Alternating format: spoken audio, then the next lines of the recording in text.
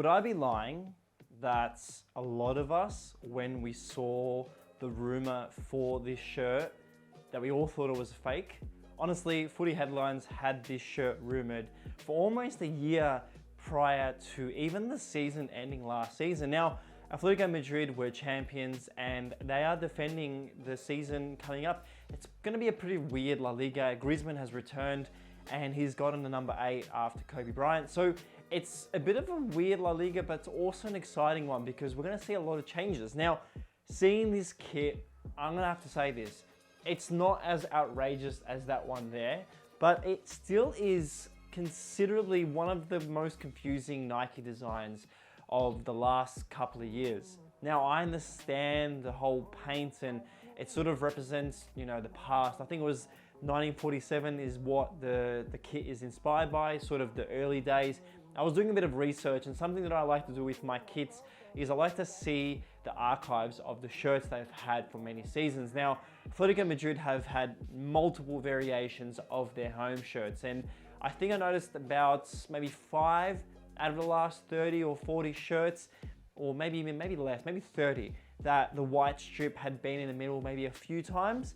So I think that's a great indicator of something that they have put forward to this season. The paint sort of elements, still, I know it's just a bit rough to me. There was hints of it last season, and I know the whole paint and paint stroke has been hinted at many different clubs and international levels. We did see Nike do something for the Korea shirt last season for the Olympics, of course, in the international level, where we saw Korean brushstrokes represented in that kit. I think that's one of my favorite, most valued kits of the Nike current era. But when it comes to brushstrokes, we also saw Juventus with their home shirts a few seasons ago. So I think this isn't as experimental as that. I think it's a pretty bang average job. Now, I do think it works well with the red and white elements, but if it was any other colorway, if it was a black shirt with white paints, I don't know, I don't think it would work. Now, I haven't seen many other variations of this, and I don't think this template will be used for other clubs. I know Puma has something where they use it for a club like, say, AC Milan, and then that exact design will be used in South America or even Saudi Arabia, where, you know, not every football fan will be checking out that club, so they won't see the similarities. Now, this shirt is iconic to Atletico Madrid as of this recording. Now, let me know in the comments below if you do see that. This shirt, of course, is also supplied to me by Ultra Football. As always, any new or old shirt that I talk about in this channel definitely is gifted to me by Ultra Football. Massive supporters of this channel. If you are after any of those shirts, check them out in the description below. Now, I think the Dry Fit Advance, which is the vapor knit, of course, if you haven't already known the name change, I do like to remind you as of this season, every episode, as of next season, the Dry Fit Advance will be the name that will go ahead. It is the player spec or the higher grade version of the Nike portfolio kits. I think that would be a lot better in this shirt. I think the little bit of airflow and design elements will give this shirt a lot, you know, a little bit more depth to its design. I think at the moment I've got the fan spec and it's pretty average. I don't like many of the details, and then the collar line is pretty boring. There's not much to work with. Even the badge is just a slapped on heat press alongside the Nike one here. And the plus 500, I know I have this thing with advertising when it comes to gambling, and I don't like it, but again, if you're gonna work with this sort of rough element of the brushstrokes, you'd think that they would go for something a bit more creative when it comes to this.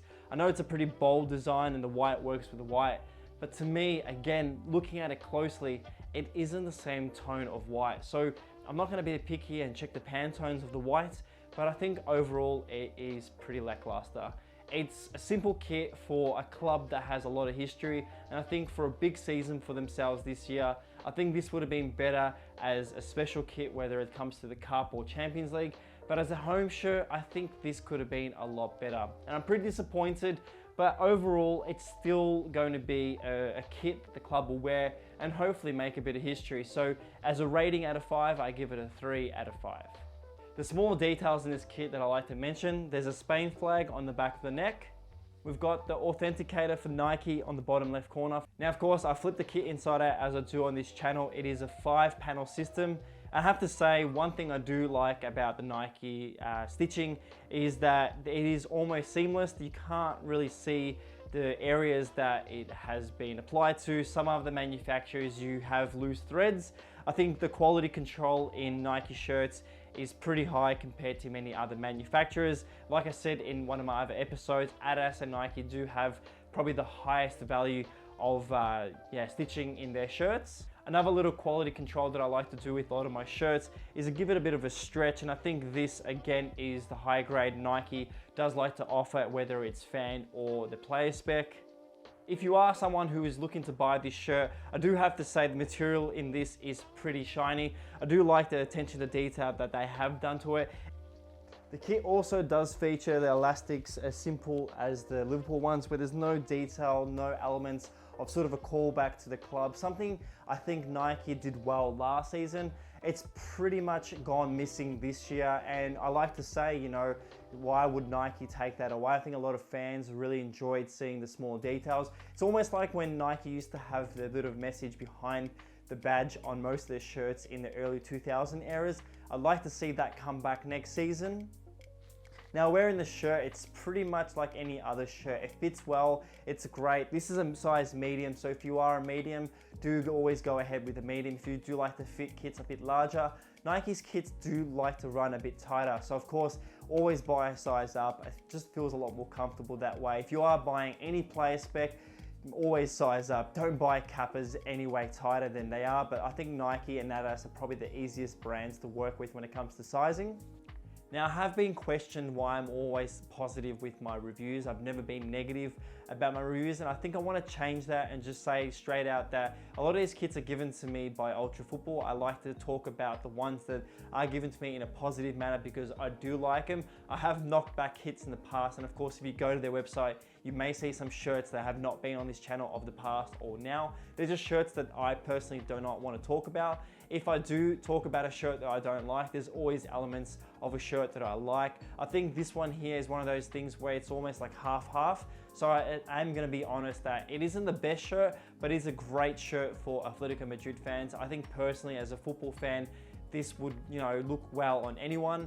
As a, you know, football fan for myself, I think this wouldn't be one that I would buy. I think I would like to admire it from far.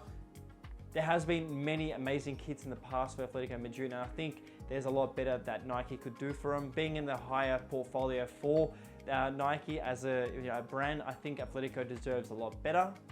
So as you go, here's the usual spin. Let me know your thoughts in the comments below. Have I been too harsh this one? It's up to you. Well, as always, thank you so much for watching today's video. Please make sure to follow me on Instagram.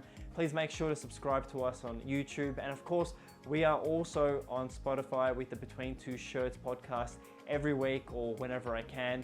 Check us out on all the socials. As always, stay safe, stay away from stupid people, and I'll see you in the next episode. Thank you and goodbye.